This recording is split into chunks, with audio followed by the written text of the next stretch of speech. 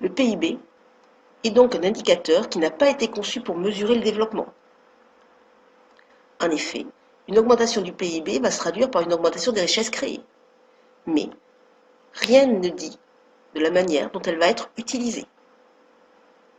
Cette augmentation du PIB peut certes servir à satisfaire les besoins essentiels de la population, mais elle peut être aussi utilisée pour des dépenses somptuaires ou militaires. Le PIB par habitant est aussi un indicateur qui ne révèle pas les inégalités. Le PIB par habitant est une moyenne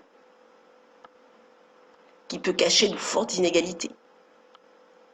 Ainsi, les États-Unis ont un PIB par habitant plus élevé que la France. Mais la part des personnes pauvres est aussi plus importante aux États-Unis qu'en France. Qu'est-ce qu'une inégalité? Une inégalité n'est pas synonyme de différence.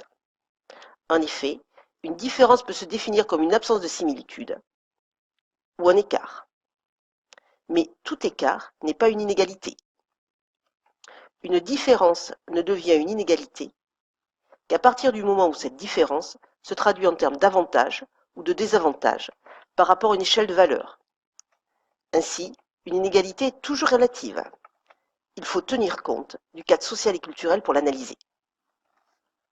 Les inégalités peuvent être économiques. Elles peuvent porter sur le revenu, le patrimoine, le niveau de vie. Elles peuvent aussi être sociales.